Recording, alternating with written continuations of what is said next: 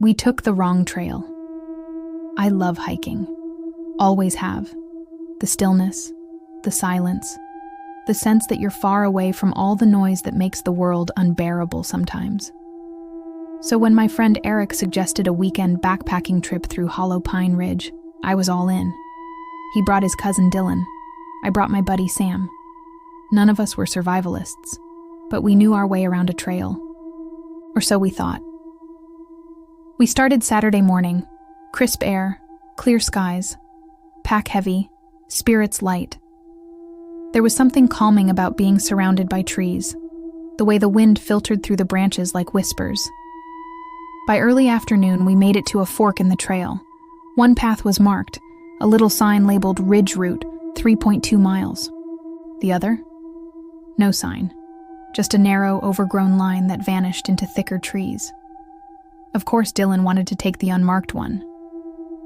Shortcuts are how you find the good stuff, he grinned. We hesitated, but we followed. That was the last easy decision we made. The path grew steeper, narrower. By dusk, it had vanished altogether. We kept walking anyway. That's when the woods changed, quieter, like the air got heavy. Even the birds stopped making noise. Sam checked the map. We're off track, way off. Dylan shrugged. So we camp here, big deal. We found a small clearing, set up tents, started a fire. The flames barely crackled. That night, I woke up to footsteps.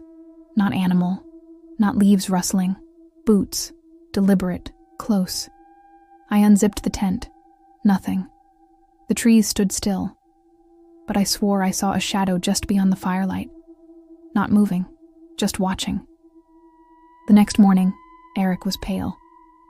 Said he dreamed someone crawled into his tent. Said they whispered his name over and over. But when he opened his eyes, no one was there. We packed up fast, tried to find the way back. But every direction looked the same. And that's when we found the ribbons. Little pieces of red cloth tied to trees, all faded, all weathered, but tied by someone.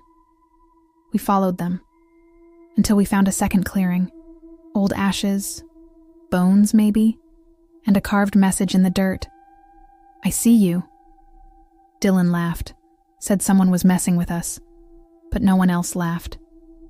We kept moving, faster, hungrier, quieter. That night I heard it again.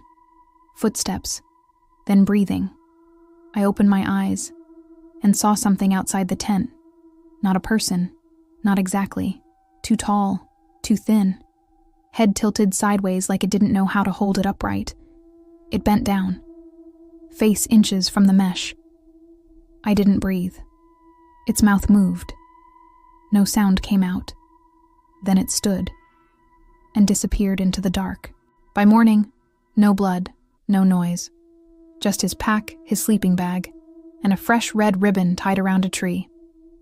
None of us said anything. We just started packing. Fast. Panicked. We found the trail again the next day, or some version of it. Long hours, no breaks. Just the thought of getting back to the car. By the time we reached the lot, it was sunset again. Our car was still there. So was the silence. We called the police, then the rangers. There was a search. Dogs, drones, flyers with Dylan's picture. Nothing. No scent. No prints. Not even that damn ribbon. It's like the woods just took him. We gave our statements, told them everything, except the parts we knew they'd never believe. The breathing, the figure, the thing that wasn't a man. We lied. Because who would believe it anyway? That was 8 months ago. Eric moved. Sam quit hiking. I haven't left the city since. But sometimes I dream of trees, of a shadow that watches through the branches, and a red ribbon tied to the edge of my bed. The end. We saw something crawl out of the lake. This happened last summer. Me and 3 of my friends, Kyle, Jordan, and Nate, decided to go on a weekend camping trip. We were all 17. Just finished junior year. It was the first time we were going completely off-grid. No service, no parents, just us in the woods. The spot was a place Jordan found on Reddit. A lake about 2 hours deep into the forest. No official trail. Totally secluded. He said it'd be perfect. That should have been the first red flag. We hiked in on a Friday afternoon. Took us nearly 4 hours to get to the lake. But once we got there, I have to admit, it was beautiful. Crystal clear water, pines all around, no sign of anyone for miles. We set up camp, built a fire, and goofed around most of the night. Things didn't get weird until after midnight. We were sitting by the fire telling dumb stories when Kyle suddenly stopped mid-sentence. Did you guys hear that? We all froze. There was a sound coming from the lake, a sloshing, slow, like something dragging itself through the water. We grabbed flashlights and scanned the shoreline. Nothing, just still water and the sound of our own breathing. Kyle said it was probably an animal, maybe a deer. We went back to our tents and tried to sleep, but around 3 a.m., I woke up to the sound of something wet dragging across the rocks. It was just outside the tent. I held my breath. Whatever it was, it moved slowly, like it had limbs, but didn't know how to use them right. There was this strange clicking noise too, like bones tapping on stone. Then it stopped, and I heard the zipper on my tent twitch. It didn't open it, just touched it, like it was trying to figure out how. Then, silence. I stayed frozen for what felt like hours until the sky started turning gray. By morning, I thought maybe I imagined the whole thing, until Jordan said he heard it too. And Kyle showed us his tent. Something had clawed at it. 3 long, muddy streaks near the bottom, like fingers. We all agreed to pack up and leave, but Nate didn't want to. He said we were being paranoid, that it was probably a raccoon or something. He even jumped in the lake to prove a point. That's when we saw it. Across the water, something rose from the far end of the lake. At first we thought it was a person, hunched over, crawling out of the shallows. But it wasn't walking. It was jerking, like it was being controlled by something that didn't know how humans moved. It had long arms that dragged behind it, its head tilted sideways, like it was too heavy for its neck. And the skin, it looked wrong, like it had been boiled. We didn't wait. We yelled for Nate. He scrambled out of the water, and we all ran, full sprint back down the trail we came from. No one looked back. I don't remember how long we ran. By the time we got to the car, the sun was fully up. None of us said anything the whole drive back. A week later, I looked up that lake. There were no posts about it anymore. The original Reddit thread? Gone. It's like it never existed. But I still have a picture Nate took of the lake that day. I never noticed it before. But in the background, near the trees, there's something standing there, watching. The end. I heard a woman crying in the woods, but I was the only one who heard it. This happened when I was 16. My family took a weekend hiking trip with some friends, a couple we were close with and their teenage son, Jake. We stayed in this cabin up in the Blue Ridge Mountains. Beautiful place, but completely isolated. No service, no Wi-Fi, just trees for miles. It was supposed to be peaceful. It wasn't. The first 2 days were normal. Hiking trails, campfire stories, s'mores, all that cliche mountain stuff. But on the second night, something weird happened. I woke up around 2 a.m. to what I thought was someone crying. At first, I figured maybe it was one of the adults. Maybe Mom had a bad dream or something. But when I got up and looked out the cabin window, I realized the sound wasn't coming from inside. It was coming from the woods. A woman, crying softly, over and over, like something terrible had just happened to her. I stood there for a full minute, just listening.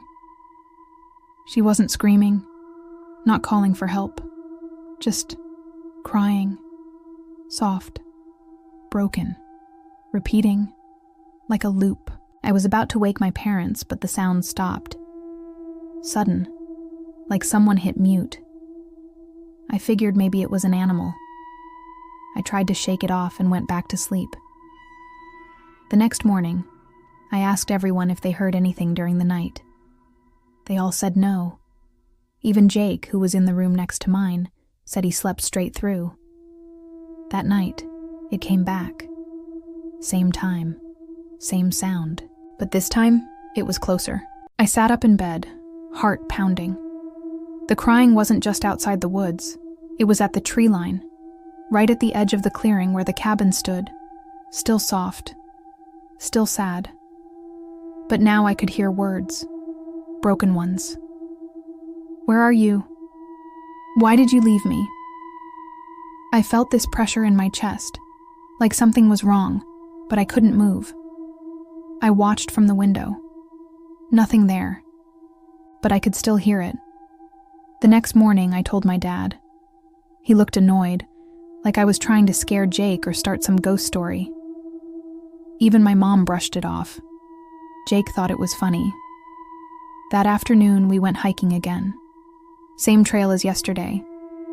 But halfway through, I saw something that made my stomach drop. A tree, marked with scratch lines.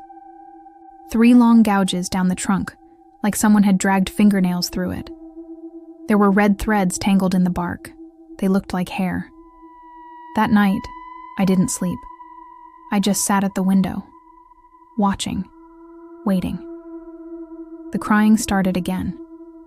But this time, it wasn't at the tree line. It was right outside my window. Still soft. Still broken. But I swear I saw something moving just behind the glass. A shape, a woman's face, gray skin, mouth open, but no eyes, just holes, like they'd been hollowed out. She leaned closer and whispered, "He left me here." Then she disappeared. I screamed. Everyone woke up. I told them what I saw. I was shaking so hard I could barely speak. Jake actually looked nervous now. My mom just kept saying I was dreaming. My dad went out with a flashlight, walked around the cabin, found nothing. But I know what I saw, and I know what I heard. The next morning, we left early. I didn't sleep for days after that. It wasn't until a few weeks later that I looked up the area. There was a news article, almost buried. 20 years ago, a man had murdered his wife up in those woods. He claimed she got lost on a hike and he couldn't find her. They never found her body. But people said you could still hear her crying at night, calling for someone who never came back. The end.